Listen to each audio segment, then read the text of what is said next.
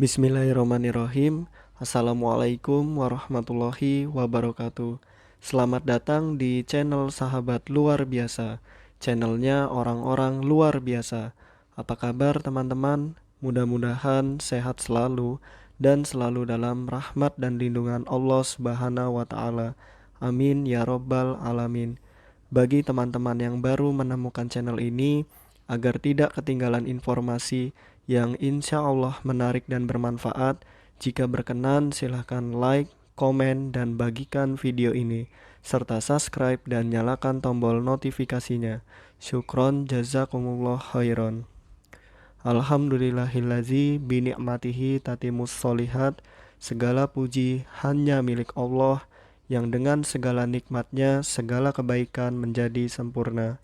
Salawat serta salam semoga tercurah limpahkan kepada Nabi Muhammad Sallallahu Alaihi Wasallam serta istri-istri beliau, saudara-saudara beliau, tabi'in, tabi'ut tabi'in, dan bagi kita yang insya Allah setia dan istiqomah mengikuti sunnahnya sampai akhir hayat. Amin ya robbal alamin. Rabbi syrohli sodri wa yasirli amri wahlul uqdatam min lisani yafqahu qawli.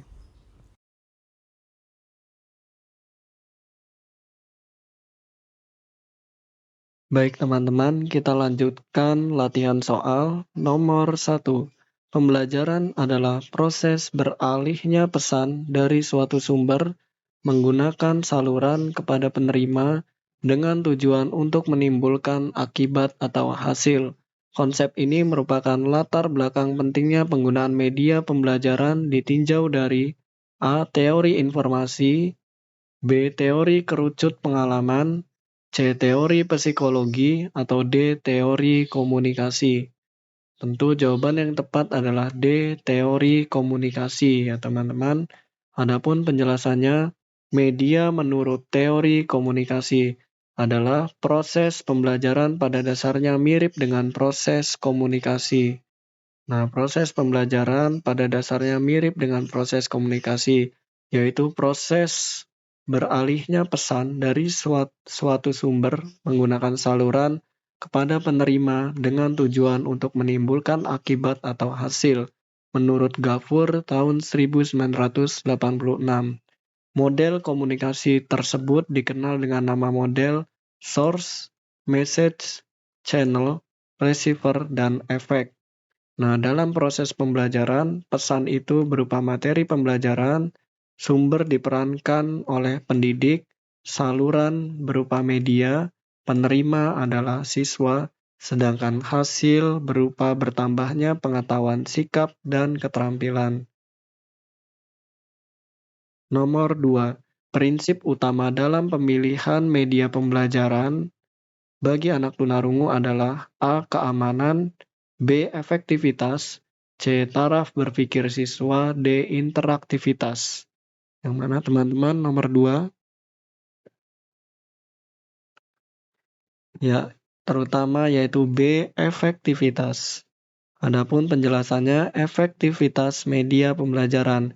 Prinsip utama pemilihan media pembelajaran adalah efektivitas media pembelajaran dalam mencapai tujuan pembelajaran serta efektivitasnya dalam membantu siswa memahami materi pembelajaran yang akan disajikan. Guru harus menimbang-nimbang apakah suatu media pembelajaran yang akan digunakan lebih efektif bila dibandingkan dengan media yang lain.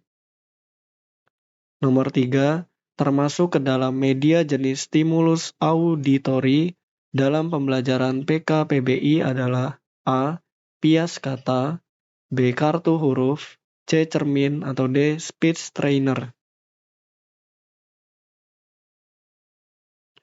Jawaban yang tepat adalah D. Speech trainer. Adapun penjelasannya, media stimulus auditoris. Media stimulus auditoris yang dapat digunakan dalam pembelajaran PKPBI antara lain di bawah ini. Yang pertama ada speech trainer yang merupakan alat elektronik untuk melatih bicara anak dengan hambatan sensori pendengaran. Lalu ada alat musik seperti drum, gong, suling, piano, organ, harmoni rebana, trompet, dan sebagainya. Lalu ada tape recorder yaitu untuk mendengarkan rekaman bunyi-bunyi latar belakang seperti deru mobil, deru motor, mobil klakson mobil, dan sebagainya. Nah, jika sekarang bisa ya teman-teman sebenarnya menggunakan handphone atau laptop, tinggal cari mau suara apa di YouTube. Seperti itu. Lalu yang kelima, berbagai sumber bunyi lainnya, misalkan angin menderu, gemercik, air hujan, suara petir. Lalu suara binatang seperti kicauan burung, gonggongan anjing, auman harimau, ringkikan kuda, dan sebagainya. Lalu suara yang dibuat manusia, seperti tertawa, batuk, tepuk tangan, percakapan, bel lonceng, peluit, dan sebagainya. Lalu sound system ini kayak speaker ya teman-teman, yaitu suatu alat untuk memperkeras suara. Lalu media dengan sistem aplikasi pendengaran antara lain ABD, cochlear implant, dan loop system. Nomor 4. Manakah pernyataan di bawah ini yang termasuk ke dalam prinsip umum dalam pembelajaran PKPBI? A. Multisensori, B. Kontras, C. Individualitas, atau D. Keterpaduan. Tentu jawaban yang tepat adalah A ya teman-teman, multisensori. Penjelasannya, nah ini umpan terus ini multimatisgral. Nah nanti ada penjelasan lebih detailnya ya teman-teman. Nomor 5. Berikut adalah aspek-aspek yang mesti diperhatikan dalam memberikan layanan pembelajaran BKPBI kecuali A. Gradasi pendengaran, B. Jenis ketunarunguan, C. Harapan orang tua siswa, D. Peristiwa terjadinya ketunarunguan. Nah ini adalah aspek-aspek yang mesti diperhatikan dalam pembelajaran PKPBI kecuali, yaitu harapan orang tua siswa ya teman-teman. Nah, karena kita harus memperhatikan gradasi pendengaran, jenis ketunarunguan, dan peristiwa terjadinya ketunarunguan. Nomor 6. Manfaat yang akan diperoleh ketika guru menerapkan prinsip sibernitas dalam pembelajaran BKPBI adalah A. Pemahaman anak tentang bunyi terpadu dengan gerak dan irama. B. Anak menjadi kaya pengalaman tentang bunyi. C. Pembelajaran menjadi menyenangkan. D. Guru dapat menggunakan lingkungan belajar secara efektif. Nah, sibernitas itu intinya bunyi terpadu dengan gerak dan irama ya teman-teman. Jadi jawaban yang tepat adalah A. Pemahaman anak tentang bunyi terpadu dengan gerak dan irama. Nomor 7. Pembelajaran BKPBI pada akhirnya harus terkait dengan pengembangan bahasa anak tunarungu dalam setiap mata pelajaran dan kehidupan sehari-hari. Pernyataan ini terkait dengan prinsip A. Komprehensif, B. Terpadu, C. Kontras, D. Individualitas. Di sini ada kata-kata harus terkait, berarti terpadu. Jawaban yang tepat adalah B. Nomor 8. Pernyataan bahwa bahasaku adalah batas duniaku dikemukakan oleh A. Van Uden, B. Lenswijk, C. Montessori, atau D. Hurlock. Siapa teman-teman? Ya, ini adalah pernyataan dari Van Uden. Mohon maaf, saya salah ya teman-teman. Ini adalah pernyataan dari Lenswijk.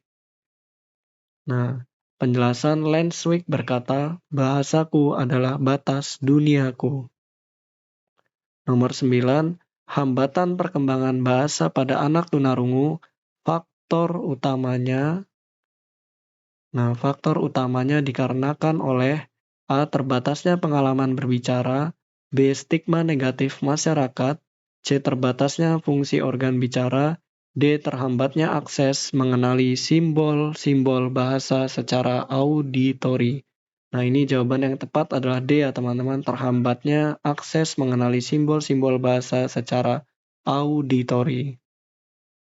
Nomor 10, latihan mendengar sebaiknya dilakukan secara bersamaan dengan latihan wicara. Pernyataan ini dikemukakan oleh A. Van Uden, B. Lenswijk, C. Haide, D. Montessori. Ini Haide ya teman-teman, C. Nah, Haid mengatakan latihan mendengar sebaiknya dilakukan secara bersamaan dengan latihan wicara. Nomor 11, dalam pembelajaran BKPBI dikenal ada latihan deteksi, diskriminasi, identifikasi, dan komprehensi. Hal ini mengandung makna bahwa prinsip pembelajaran BKPBI bersifat A. Terstruktur, B. Terarah, C. Terencana, D. Original. Tentu jawaban yang tepat adalah A. Terstruktur. Penjelasannya, ada banyak latihan yang dapat diberikan kepada anak tunarungu yang didasarkan kepada materi BPBI yang dipandang sebagai suatu seri latihan yang berstruktur, meliputi latihan deteksi, diskriminasi, pengenalan atau identifikasi, dan komprehensi atau pemahaman bicara bunyi bahasa. Didik ya teman-teman, ingat selalu. Nomor 12. Anak tunarungu tidak dituntut untuk mendengar, melainkan hanya mempersepsikan bunyi. Pandangan ini termasuk ke dalam A. Prinsip umum, B. Prinsip khusus, C. Prinsip tradisional, D. Prinsip modern. Nah, kan ada prinsip tradisional dan modern ya, teman-teman. Jika teman-teman masih ingat, nah ini adalah prinsip tradisional. Nomor 13, supaya anak tunarungu memperoleh kesadaran akan bunyi, maka mereka harus dilatih vibrasi atau getaran bunyi. Pandangan ini termasuk ke dalam A. Prinsip tradisional, B. Prinsip modern, C. Prinsip khusus, atau D. Prinsip umum. Ini khusus sama umum nggak ada ya teman-teman, yang ada hanya tradisional dan modern. Prinsip apa teman-teman? Tentu masih dalam prinsip tradisional. Nomor 14, dalam program pengembangan persepsi FAK, kegiatan evaluasi bertujuan untuk di bawah ini kecuali A. Mengidentifikasi kemampuan yang dimiliki oleh sekolah dalam upaya pelaksanaan program pengembangan persepsi FAK. B. Mengetahui efektivitas materi, metode, sumber belajar, dan media untuk pencapaian proses dan hasil pengembangan persepsi FAK. C. Memberikan umpan balik kepada guru untuk memperbaiki proses program pengembangan persepsi FAK. D. Mendukung perbaikan kegiatan pengembangan persepsi FAK. Yang mana teman-teman jawabannya? Ya, jawaban yang tepat adalah A ya teman-teman, yang kecuali mengidentifikasi kemampuan yang dimiliki oleh sekolah. Nah, bukan oleh guru ya teman-teman. Pelaksanaan program pengembangan persepsi FAK. Nomor 15, salah satu fungsi evaluasi program pengembangan persepsi FAK untuk proses penempatan yang berarti A. Penyebaran intervensi secara merata kepada semua peserta didik yang membutuhkan. B. Memperbaiki isi program, pelaksanaan, dan evaluasi itu sendiri. C. Pemetaan kesulitan-kesulitan belajar yang dialami oleh siswa. D. Evaluasi dilakukan guna melihat dampak atau perubahan-perubahan yang terjadi pada peserta didik, apakah program tersebut sudah tepat atau masih perlu direvisi bahkan dikembangkan. Yang mana jawabannya teman-teman?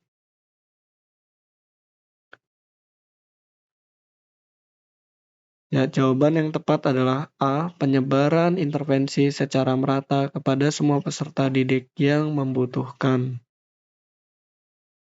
Adapun penjelasannya, di sini prinsip-prinsip evaluasi pengembangan persepsi.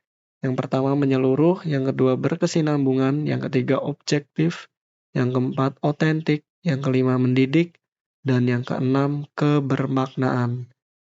Di sini gambar 4.5 prinsip-prinsip evaluasi pengembangan persepsi. Baik teman-teman, mungkin itu saja yang dapat saya bagikan.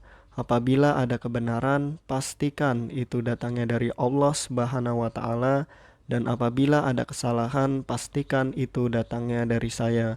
Maka apabila ada kebenaran, mohon doakan kebaikan, dan apabila ada kesalahan, mohon dimaafkan dan diingatkan. Syukron, jazakumullah khairan.